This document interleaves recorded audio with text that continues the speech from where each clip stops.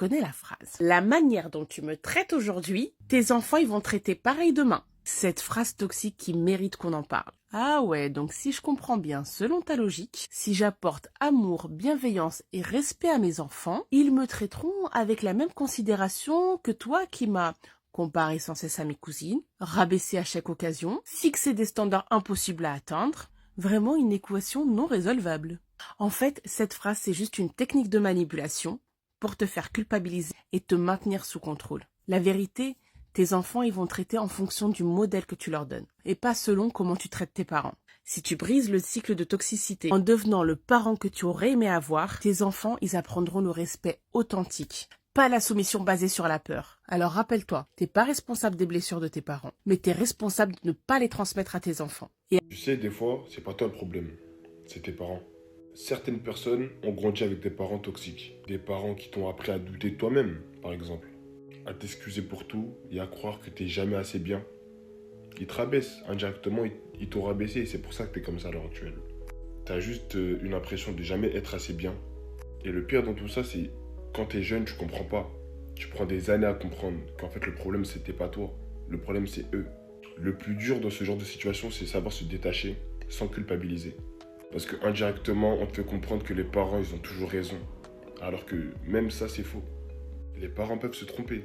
Les parents peuvent échouer. Il faut que les parents comprennent que d'avoir donné la vie à un enfant, c'est pas avoir tout droit sur lui. Et ça, il faut qu'ils comprennent. Aujourd'hui, si tu décides d'avoir la paix et de te concentrer sur toi-même, on va te traiter d'égoïste. Et je vais terminer sur une petite phrase. En tant que parent, tu peux pas constamment avoir raison. Et tu peux pas constamment avoir tort. C'est du 50-50.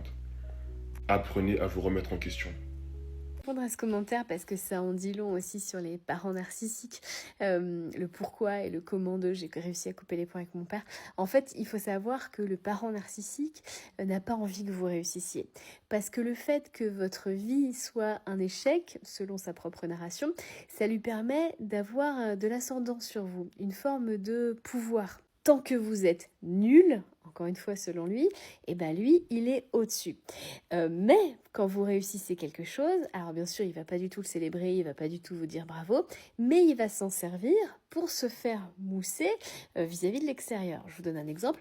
Quand j'étais au Jamel Comedy Club, j'ai été 4 ans au Jamel Comedy Club, mon père n'en parlait jamais. Voilà, c'était tabou à la maison, il fallait surtout pas que je parle du Jamel Comedy Club, il changeait tout de suite de sujet. En revanche, un jour, j'ai reçu un coup de fil d'un de ses collègues qui me dit « Oui, votre papa me dit que vous pourriez me donner le numéro de Jamel Debbouze qui pourrait m'aider pour mon assaut. » C'est-à-dire qu'en fait, moi, j'avais pas le droit de me vanter ou d'être juste fière d'être au Jamel Comedy Club. En revanche, mon père, lui, il le disait à tout le monde. En gros, il connaissait Jamel. Et même si vous vous trouvez en situation de grande réussite, comme ça a été mon cas, je vais y venir, et ben là, le père narcissique, il va être jaloux déjà, et puis il va avoir peur pour lui, pour sa puissance, pour sa stature. Ah non, il faudrait surtout pas que mon enfant fasse mieux que moi ou me dépasse. Et là où j'ai compris que c'était irrécupérable et que mon père ne serait jamais fier de moi, voire même qu'il ne m'aimait pas, tout simplement, c'était à l'été 2015, et là j'avais vraiment la grosse baraka.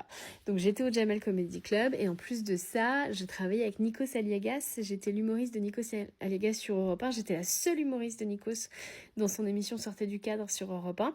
Donc là, je venais de faire une année avec lui et on venait de me re-signer une deuxième année. Donc je peux vous dire que j'étais sur un petit nuage.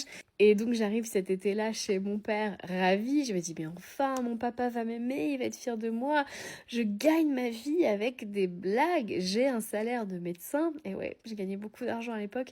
J'ai un salaire de médecin avec des blagues. Et je pensais vraiment que ça y est, mon papa allait me prendre dans les bras et me dire oh, que je suis fière de toi, c'est formidable, tu es merveilleuse, je t'aime. Mais non, pas du tout. Non, déjà, je pense que mon père a été jaloux de ma médiatisation parce qu'il faut savoir que mon père est aussi une petite notoriété dans son domaine. Voilà, il n'est pas dans le même domaine que moi, mais mon père aussi fait des interviews, mon père aussi passe à la télé. Et je pense que ça l'a un peu énervé que tout d'un coup, moi, j'ai ce succès un peu populaire, vous voyez. Et il a été exécrable cette semaine-là, mais genre horrible horrible. C'était vraiment, mais ton métier, mais qu'est-ce que tu vas faire dans 2 ans, dans 3 ans? Enfin, il était incapable de célébrer l'instant même. Et c'était, je me rappelle, pic sur pic. Genre, je mangeais trop de chocolat, mais après, elle va pas t'étonner si tu es grosse. Enfin, c'était petit, c'était méprisant, alors que j'avais 33 ans, quoi. Et il m'a dit aussi, de toute façon, tout a été trop facile pour toi. Tu es né avec une cuillère en argent dans la bouche. Pas du tout, hein. Pas du tout. Et à un moment donné, je pense qu'il savait plus où taper pour me faire mal. Et là, il a commis l'erreur. Il m'a demandé quand est-ce que j'allais me réconcilier avec mon agresseur. Si vous connaissez mes vidéos, vous savez que j'ai été victime d'inceste. Mon père connaît mon agresseur.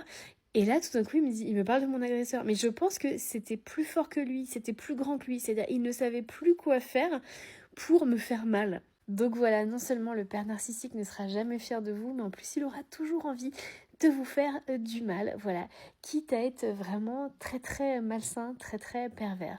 Et donc c'est ce jour-là, pour répondre à ta question, que j'ai su que c'était fini. Parce que je me suis dit, waouh, depuis que je suis toute petite, je veux sa validation, je veux qu'il soit fier de moi, je veux qu'il me respecte, je veux qu'il me considère. Et là, je suis en train de devenir quelqu'un, je sais qu'on ne qualifie pas quelqu'un en fonction de son métier, de son salaire, je sais tout ça. Mais mon père avait l'air de penser que oui. Vous voyez ce que je veux dire? C'est que mon père me mettait toujours la barre très haute. Genre, qu'est-ce qu'on va faire de toi? Sous-entendu, t'es nul, tu gagneras jamais d'argent, tu réussiras jamais à faire ce métier, etc. Vous voyez, c'était plus par rapport aux critères de mon père. Et en fait, tout d'un coup, si je réponds aux critères, je coche les cases, et là, je me fais insulter pendant une semaine. Et là, j'ai compris et j'ai dégagé mon père de ma vie. C'était été 2015. C'est une des meilleures décisions que je n'ai jamais prises. Je m'en félicite tous les jours. Et voilà, je pense que c'était la seule solution. On ne gagne jamais avec un parent narcissique. Jamais, jamais, jamais. Donc soit on le subit au détriment de notre santé mentale, soit on décide que les liens du sang, c'est pas si important. L'histoire d'une mère qui vient me voir avec sa fille qui s'appelle Fleur. Elle a 12 ans et elle refuse de venir avec le père de l'enfant avec qui elle vit et un enfant plus jeune, un petit garçon qui a 8 ans, parce qu'elle estime que le seul problème c'est Fleur et que le problème c'est l'arrogance et l'agressivité de Fleur. Donc, malgré ce que j'essaie de faire pour voir toute la famille, la thérapie va commencer juste avec la mère et Fleur et restera sous ce format-là. Et une scène un jour racontée par la mère un lundi matin pour me montrer l'arrogance et la violence de Fleur. Elle m'explique que le vendredi soir, c'est l'hiver, ils sont une douzaine d'amis autour du feu de cheminée dans leur maison, chez eux. Tout se passe très bien jusqu'à ce que Fleur, à la fin du repas, propose de brûler des marshmallows dans la cheminée et commence à proposer, tout le monde est d'accord et trouve que c'est une excellente idée, et Fleur propose un marshmallow qu'elle fait griller à chacun, et évidemment c'est une petite fille que je trouve très, très douce, très, très régulée, et elle donne le dernier marshmallow à sa maman. Et lorsqu'elle tend le marshmallow à sa mère, la mère se dysrégule et dit « Mais c'est une honte, tu es d'une violence avec moi incroyable. D'abord, tu m'as servi en dernier, ensuite tu m'as donné un marshmallow qui est brûlé. Tous les autres ont eu des marshmallows corrects et celui-ci est immangeable. » Et à partir de ce moment-là, elle commence à insulter Fleur, à lui dire qu'elle est nulle, qu'elle lui pourrit la vie, etc. Donc voilà une scène particulière que je vais travailler sur les réactivations traumatiques, parce que bien évidemment, comme n'importe quel thérapeute, je vois bien qu'il y a quelque chose là qui est en dehors de la fenêtre de tolérance et qui en tout cas n'est pas adapté à la situation. Là, elle s'est mise à pleurer en me disant « c'est mon père » et elle décrit une scène complètement traumatique où le père lui dit « tu es nul, tu me pourris la vie ». Donc là, on a un bon modèle de réactivation traumatique, mais évidemment, sur le lien entre Fleur et la mère, ça a changé beaucoup de choses, ce genre de travail. Parce que d'abord, la mère a pleuré, Fleur a compris qu'elle n'était pas destinataire de cette violence, et la mère a compris que le problème, c'était pas la manière dont Fleur grille ou pas les marshmallows. À l'âge adulte, les enfants d'une mère perverse narcissique deviennent des individus psychologiquement incomplets, souffrant d'un manque chronique d'estime d'eux-mêmes, sujets à l'angoisse, à la dévalorisation et aux troubles dépressifs. Ils ont du mal à générer des émotions et ont tendance à l'isolement. Ils restent aussi longtemps dans l'attente de la reconnaissance de cette mère pathologiques, ravivant ainsi périodiquement auprès d'elle leurs blessures. S'affranchir de cette mère demande un gros travail sur soi pour déconstruire les cadres mentaux de l'enfant qui ont façonné un développement bancal. Ce travail appelle l'aide d'un thérapeute spécialisé et d'une écoute empathique qui connaît bien ces mécanismes de maltraitance psychologique. Chantage affectif, culpabilisation envers ses enfants sont de rigueur, ainsi que la jalousie et ce sentiment de vouloir toujours tout détruire. Tu t'es éloigné de tes parents toxiques et t'as une personne qui dit « Non mais faut profiter d'eux parce qu'ils vont pas rester longtemps sur Terre ». Ce n'est pas parce que tu as eu une bonne relation avec tes parents que la personne en face de toi a eu une bonne relation avec ses parents. Et tant que tu n'as pas vécu ce qu'elle a vécu, tu la boucles. Ok, les parents, ils t'ont mis au monde, etc. Mais à un moment donné, ça ne va pas que dans un sens. La santé mentale, c'est important. Et de plus, les parents africains n'ont pas l'immunité contre le châtiment divin, parce que je ne vais pas trop dire les termes ici, on va m'allumer. Donc laissez les gens tranquilles. Tu n'as pas vécu ce qu'elle a vécu, même si elle te raconte, tu pourras jamais être à sa place.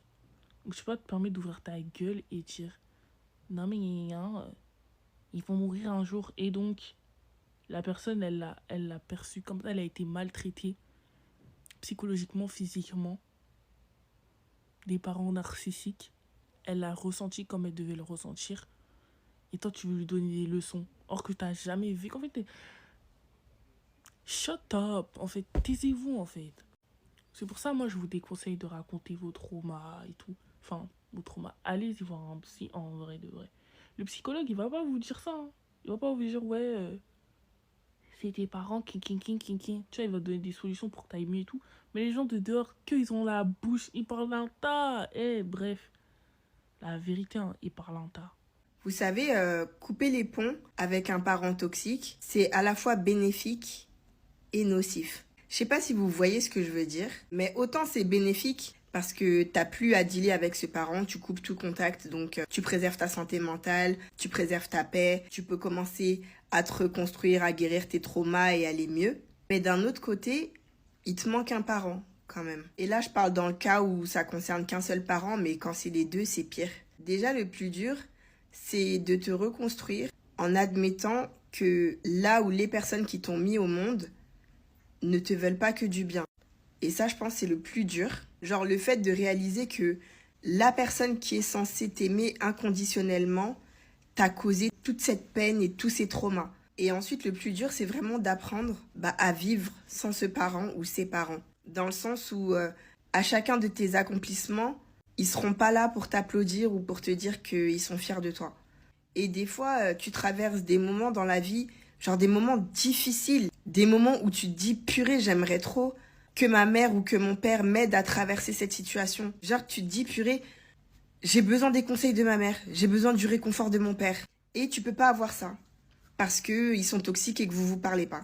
Et le fait de genre juste faire ta vie sans eux, genre te marier sans eux, faire des enfants et ne pas leur présenter, genre littéralement vivre comme un orphelin alors que tes parents ils sont encore en vie. Et que des fois ils vivent à quelques heures, quelques minutes de chez toi. Mais tu dois faire juste comme s'ils n'existaient pas pour te préserver. Donc ouais, préserver sa paix, ça a parfois son lot d'inconvénients. Tu sais ce qui choque le plus certaines victimes ? Quand le parent narcissique meurt, elles ressentent du soulagement. Et juste après, une culpabilité immense. Parce qu'en réalité, tu ne pleures pas toujours la personne. Tu pleures parfois la relation que tu aurais dû avoir et que tu n'as jamais eue. Tu pleures l'enfant en toi qui a attendu pendant des années d'être enfin vu, compris, aimé. Et quand cette personne disparaît, ce n'est pas seulement un décès, c'est aussi la mort définitive de l'espoir. L'espoir qu'un jour elle reconnaisse ce qu'elle t'a fait. L'espoir qu'elle te demande pardon. L'espoir qu'elle t'aime enfin d'une façon saine. Alors oui, parfois le corps ressent d'abord du soulagement, parce que l'emprise s'arrête, parce que la menace psychique n'est plus là, parce que le système nerveux relâche enfin. Puis arrive la culpabilité. Et là tu te poses la question, pourquoi je ne pleure pas comme les autres ? Mais ce que tu ressens ne fait pas de toi une mauvaise personne. Ça raconte simplement la violence du lien que tu as traversé. Et souvent, le vrai deuil commence là. Faire le deuil non pas du parent réel, mais du parent que tu méritais. Parfois, on ne pleure pas la perte. On pleure ce qu'on n'a jamais reçu.